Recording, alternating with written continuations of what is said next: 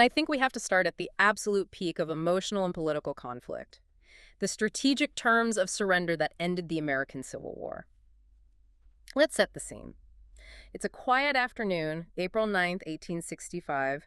We are in a place called Wilmer McLean's Parlor in Appomattox Courthouse, Virginia. And the setting is so important. It's intentionally domestic. This is a civilian's home, totally unprepared for the profound drama about to unfold inside it. So it's not some grand military tent or a formal state building. It's a parlor. It gives this neutral, almost unnerving backdrop for the formal end of 4 years of unimaginable bloodshed. And the contrast in the two central figures, Confederate General Robert E. Lee and Union General Ulysses S. Grant. That contrast is key to understanding this entire principle of dignity. Tell me about that. How did they present themselves? Well, Lee, knowing he was walking into what had to be the most humiliating moment of his life, was dressed meticulously. A brand new, crisp, gray uniform. His sword was magnificent. He was performing his duty as a general, upholding the dignity of his office, even in the moment of total defeat. And Grant. Grant, on the other hand, arrived looking exactly like a man who had just spent days, weeks, chasing a desperate, ragged army through the mud. So he's not in his dress uniform. Not at all. He's mud-spattered, wearing a simple fatigue uniform, a private's tunic with his general's stars tacked on, and the sources note he didn't even have his sword with him. Wow, which is a clear symbol that he's prioritizing the immediate hard reality of the campaign over any kind of, theatrical formality of ceremony. Exactly. And the human element, before any paperwork was signed, is just fascinating. They shook hands, but neither man immediately brings up the surrender. Instead, they sort of lapse into this awkward small talk. Really? What did they talk about? They recalled a moment when they had served together, briefly, in the Mexican-American War years earlier. And that brief conversational detour, that avoidance of the immediate task, it just reveals the crushing emotional and historical weight they were both carrying. It gives you a sense of the immense strain in that room before the actual terms of separation were even laid down. It does. But the core of the lesson, the principle of a strategic exit that we can all learn from, is found entirely in Grant's terms. Okay, so what were they? Well, he required the obvious stuff, that Confederate soldiers would be paroled and they had to surrender their arms. But the crucial lines, the part we're calling the dignity clause, that arguably prevented decades of retribution, was that Confederate officers were allowed to retain their personal sidearms and their horses. That seems like a small detail in the grand scheme of things. Why is that so important? Oh, this detail cannot be overstated. We have to understand what a punitive surrender looked like in history. Right. Usually it's brutal. It's brutal. It involves things like public executions of the leadership, immediate confiscation of all property, and the stripping of all personal symbols of rank or worth. When a soldier's sidearm, their personal symbol of office, of skill, of honor, is taken from them, it's a specific act designed to inflict maximum humiliation. So if your goal is truly to end the war, not just pause it, why does preventing that humiliation matter so much? Because humiliation doesn't breed obedience. It fuels the revenge cycle. Grant, the soldier who would go on to become president, he understood this deep psychological truth. If you publicly strip a person or a whole group of their dignity on the way out, you are not ending the conflict. You're just postponing it. You are guaranteeing the story war that will follow. Yeah. And you're providing a powerful moral justification for future insurgency, for bitterness, for generations of resentment. He made the surrender easy enough to accept that the troops would actually lay down their weapons and go home as citizens, not as humiliated, dispossessed enemies waiting for their next chance. And we know how Lee reacted to this, right? The sources confirm the immediate psychological impact. Yes. Lee, who is typically very reserved, immediately praised the terms. He told Grant that this clause, the one allowing the retention of personal sidearms and horses, would have, and this is a direct quote, a happy effect on his defeated army. A happy effect. That's incredible. It's instant confirmation that the courtesy wasn't just, niceness. It was recognized and valued as a strategic de-escalation tool. And it had long-term political implications, too. The horses, for example. Those weren't just for battle. For most of these men, a horse was an essential tool for farming, for their livelihood. By allowing the soldiers to keep them, Grant was acknowledging their need to go home and immediately become productive members of society again. He was setting the stage for Reconstruction, a process that would need cooperation, not just conquest. He required the surrender of the fight, but not the surrender of the future. And Grant didn't stop at the terms. I mean, the story gets even more powerful. He added this act of material kindness that went way beyond military necessity. The rations. He provided 25,000 rations for Lee's starting troops. And that shift right there from combatant to caretaker, that's massive. It signaled that this wasn't a war of annihilation, but an effort toward restoration. And the restraint just kept coming. After the formalities, when Lee left the house, the Union soldiers, understandably ecstatic they'd just won the war, they started firing celebratory salutes. And Grant put a stop to it. Immediately, he ordered them to stop. And his rationale is the key principle for us today. He said this was not a moment for exultation. The defeated were now prisoners and soon to be countrymen again. But wasn't that politically risky? To appear soft, especially to the radical Republicans back in Washington who wanted punishment, that sounds like sacrificing your own political capital for the sake of ceremony. That's a critical question, and it really speaks to the high cost of this kind of strategic courtesy. Yes, it was risky. Grant absolutely faced criticism for being too lenient, but his objective wasn't short-term political applause. It was long-term peace. It was long-term peace and stability. The sources are really clear on this. Grant understood that the tone you set in the moment of victory determines the stability of the peace that follows. If you permit gloating, if you encourage exultation, you inherit a bitterness that will undermine all your long-term goals. So if you want a clean separation from a really high-stakes conflict, you have to be the one to offer the generous, dignity-protecting terms. You have to be. So the core extraction here, the first big principle, courtesy at parting is not softness. It is strategy with a soul. If you want an exit to truly stick, if you want to reduce the risk of that revenge cycle, the story war, the identity wound, you have to actively, intentionally protect the other person's dignity on the way out. You define the boundary clearly, but you treat the person gently. The kind of power Grant showed through that strategic restraint, it's amplified when we look at figures who voluntarily gave up leverage they didn't have to. Right. So we're moving now from a military surrender to the surrender of absolute political and corporate authority. And the common thread here is leverage. What do you do when you are the most powerful person in the room and you choose to walk away? And this brings us straight to George Washington's resignation in 1783. For 8 years, he had led the Continental Army. He was more than just a general. He was the single most mythic, trusted, and, frankly, necessary figure in the brittle, young American Republic. And the context for you, the listener, is just essential here. The U.S. experiment was incredibly fragile. There had been an incident just months earlier, the Newburgh conspiracy, where his own disaffected officers had threatened a mutiny over unpaid wages. And Washington personally intervened and quashed that uprising purely through the force of his character and his moral authority. He had the complete, unquestioning loyalty of the army. He could have easily declared himself king, or at least a dictator for life, and no one would have stopped him. It's awful. Historians universally note that in other revolutions, from Caesar to Cromwell to Napoleon, the victorious general becomes the government. It's the historical pattern.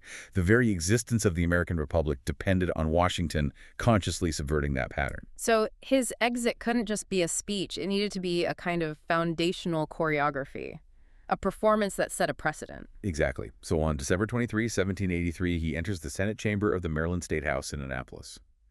And that location was not an accident. Why there? Because it was a civilian room. It was a space designed for democratic deliberation, not for military command. It was the first, most subtle signal that the military era was concluding and the civilian era was beginning. His intentionality started even before he got in the room, though. The sources emphasize his courtesy to the institution itself. Yes, this is so important. He wrote to Congress beforehand to ask how they preferred him to resign, in person or in writing. He's asking for permission on how to give up power. He is. He's showing respect for the formal constitutional mechanics of the surrender of authority. He treated the institution, not just the people in the room, with a kind of reverence. And then in his remarks, he meticulously avoided inflating his own heroism. He didn't make it about, I won the war. Not at all. He did the opposite. He widened the circle of credit, he acknowledged the Army's unexampled perseverance, and he recommended his aides for their integrity. He used this final high-profile moment not to cement his own personal legacy, but to elevate and thank the people who had served under him. That's a powerful tool for any leader in a transition. Use your final spotlight to shine it on other people. Absolutely. And then came the precise physical hinge moment, the real choreography. He stood before Congress. He called the resignation his last solemn act, retiring from the great theater of action. And he didn't just speak the words. He physically did it. He physically advanced and handed his military commission, the literal piece of paper that represented all his power, to Thomas Mifflin, who was the president of Congress at the time.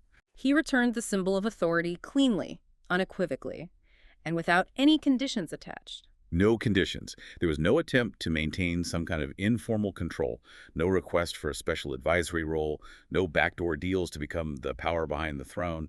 He was clean. And this act, this one moment, was a deliberate, foundational precedent that established civilian control of the military in the United States. He chose restraint at the very moment he possessed the greatest possible personal leverage. He sacrificed the potential for immediate personal reward for the enduring good of the system. And the principle for us is absolute. Courtesy in parting is clearest when you still have leverage. Say more about that. Why then? Because if you wait until you are forced out, your surrender is seen as weakness. It's just a reaction. But when you leave while you are still powerful, while you could still stay, it is seen as strength, as character. That's fascinating because that same principle, prioritizing the institution over the individual, it scales down perfectly, even when the stakes are just a startup's valuation instead of a nation's soul. It does. Which brings us to Marc Randolph in the early days of Netflix, back in 1999. Right. So here, the stakes are about existential identity. Randolph was the first CEO, he was the co-founder, the person who literally birthed the idea for the company. But by '99, Netflix was stalling. It was. And Reed Hastings, who was the major investor and the chairman, he saw a different path forward.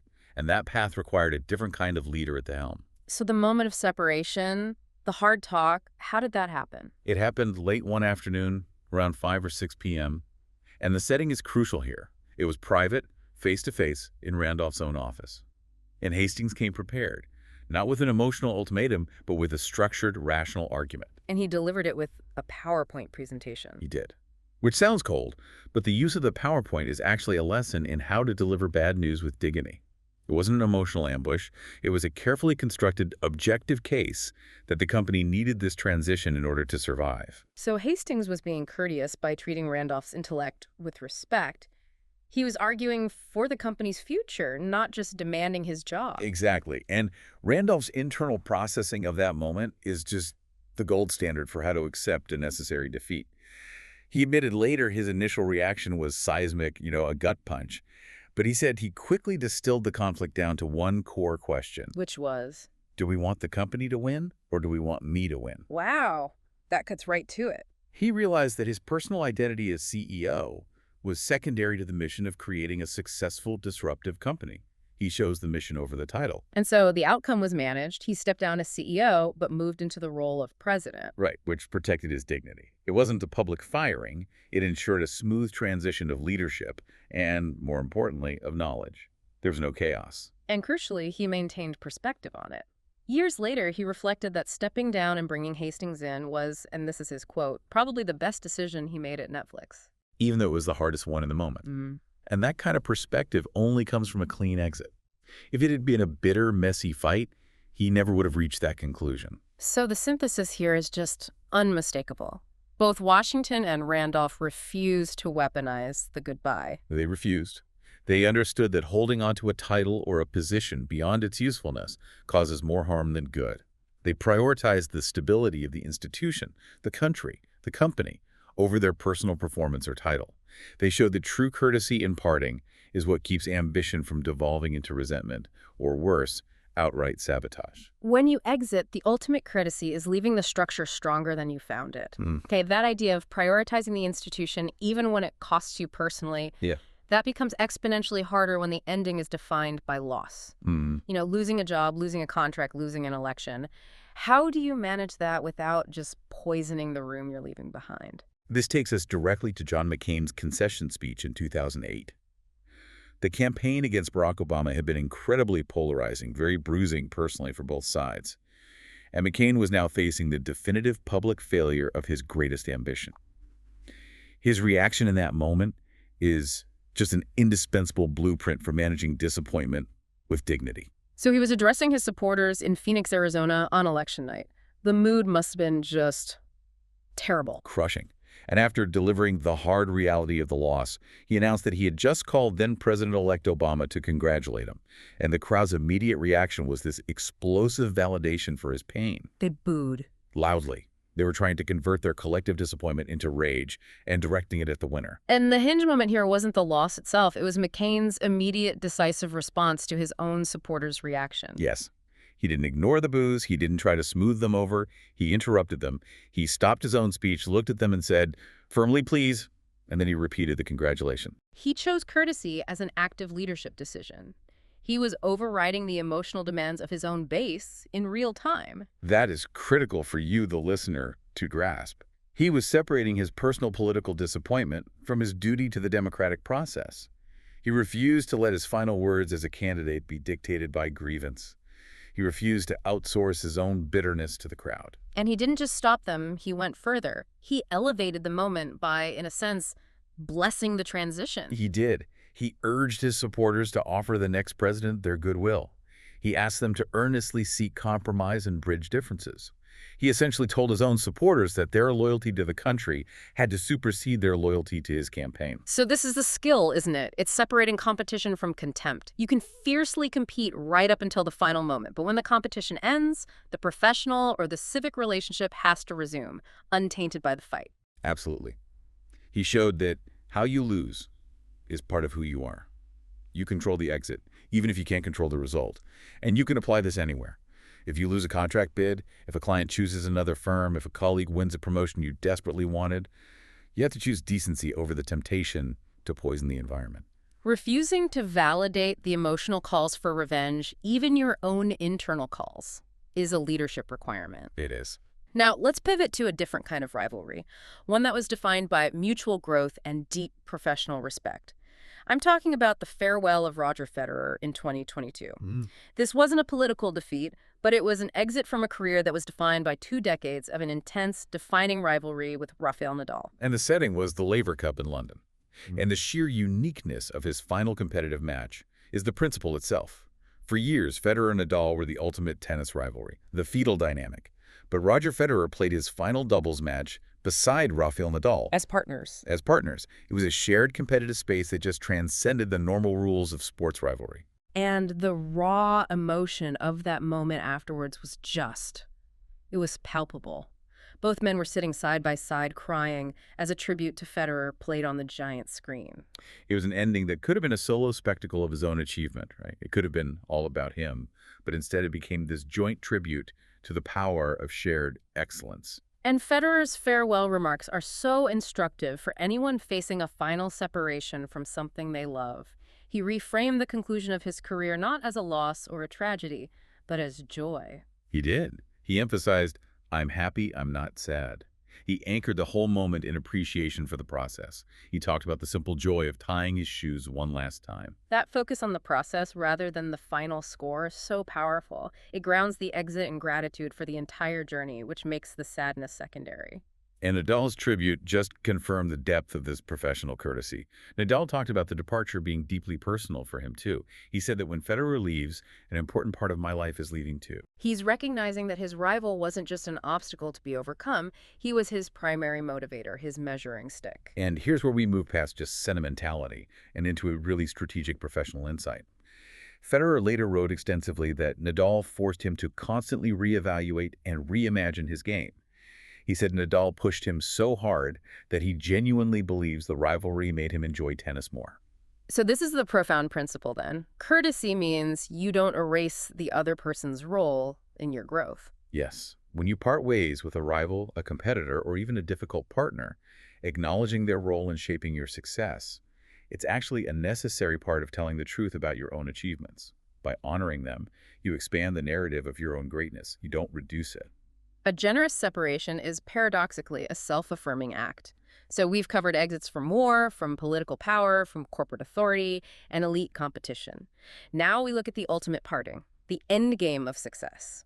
When you choose how you separate from the wealth and the legacy that you yourself created, what is that final act of stewardship? And this brings us to a really modern example. Yvon Chouinard and Patagonia in 2022. The conventional end game for a multi-billion-dollar globally influential company like that is, well, it's pretty predictable. Right. You do an IPO, you go public. Or you sell to a private equity firm, or you pass it down through a family trust.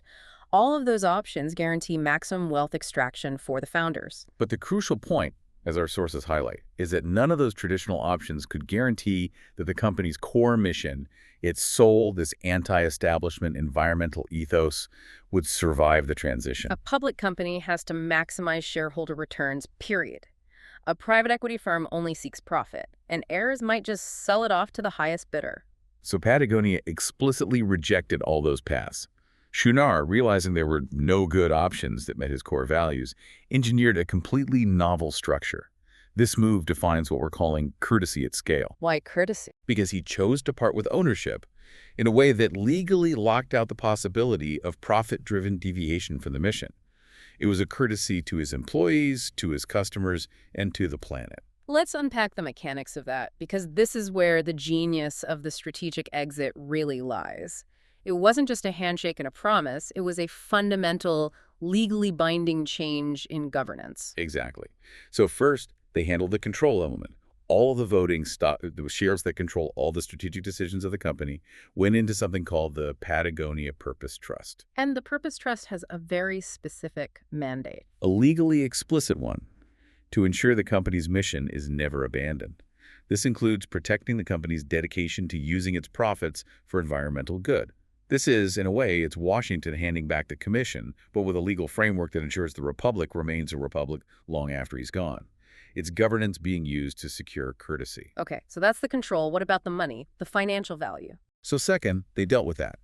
All of the non-voting stock, which is the massive bulk of the company's estimated $3 billion financial value, was gifted to a nonprofit called the Holdfast Collective.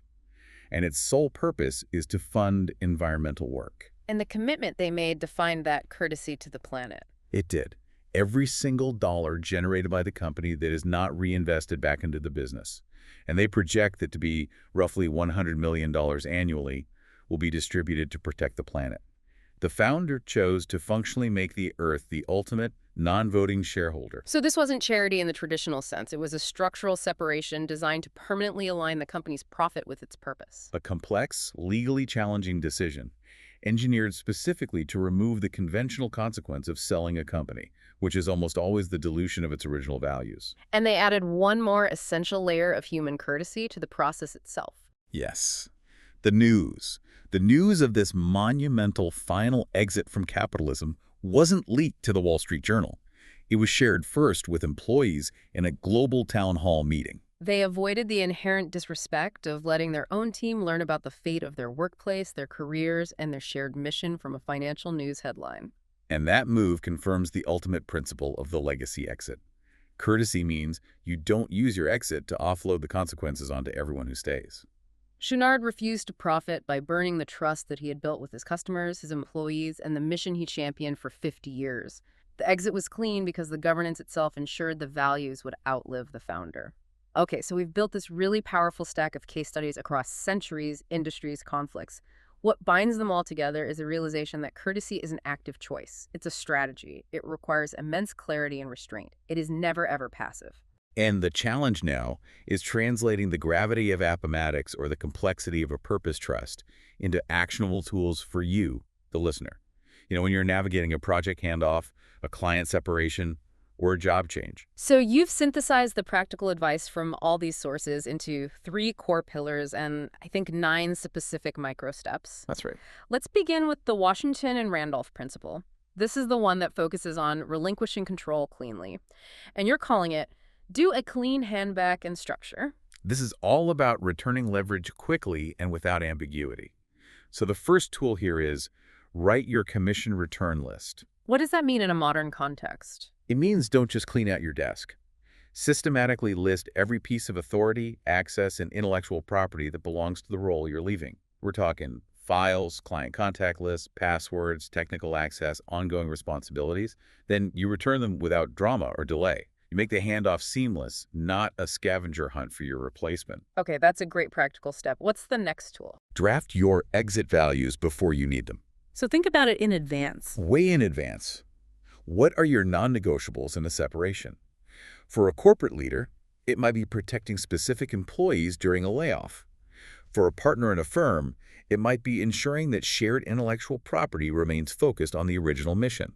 So you literally write down 3 things you must not compromise in the separation process.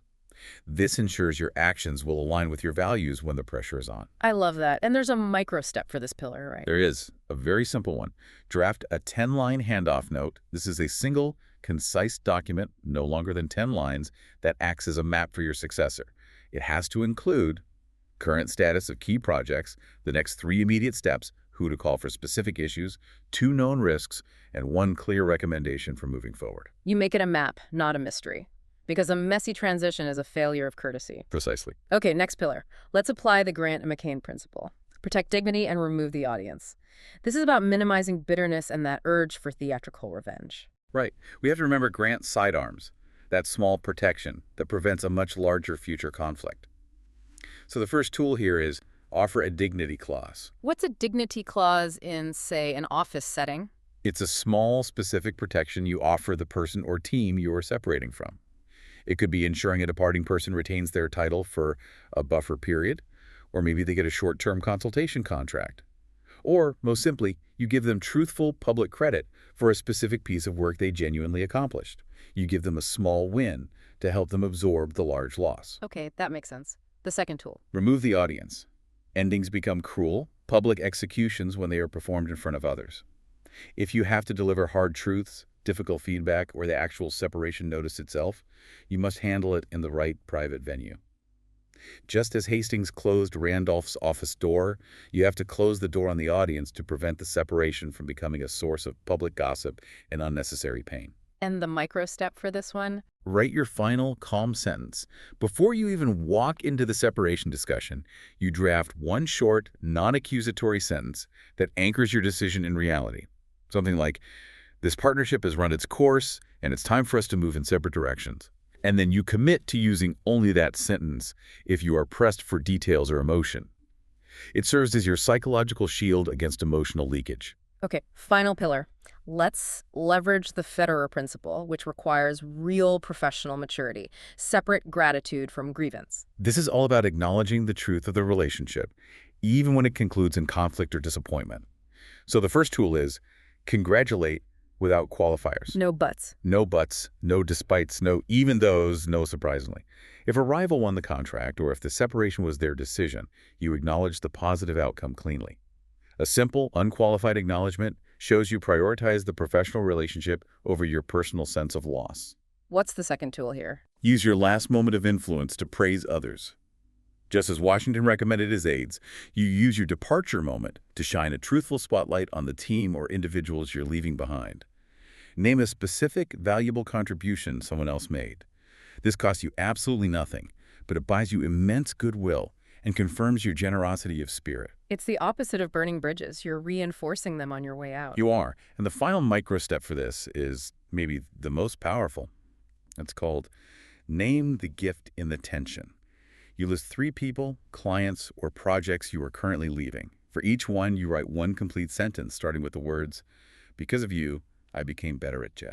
That forces you to identify the specific skill or growth opportunity that came out of the conflict or the collaboration. It transforms the memory of the exit from one of bitterness into one of biographical necessity. It becomes part of your story of growth. Yeah. What resonates most profoundly, I think, throughout all 6 of these examples is that you may not control the situation that leads to the ending. You certainly don't always control the outcome, but you fully, 100% control the exit. That's it. That moment of separation is where character is concerned. It's where the true principles of a leader are made visible for everyone to see. Don't let your final moments undo the cumulative good that your success was supposed to mean.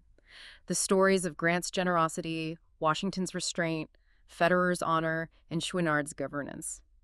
They all show us that the strategic exit is where a legacy is truly cemented. It is. So we want to leave you with a final provocative thought to explore on your own. Consider a past ending in your life, a messy separation from a job, a friend, a project that you maybe still cringe about. If you had to rewrite the terms of that separation today using these principles of dignity and clean hand back and restraint, how would the memory of that ending change for you and for the other people who were involved? You can apply these tools immediately. Start with that exit values list. Don't wait for the next crisis to figure out what you stand for, because ultimately the character you display on the way out is the most enduring legacy you will ever leave behind. Leave so cleanly they remember your character, not your chaos.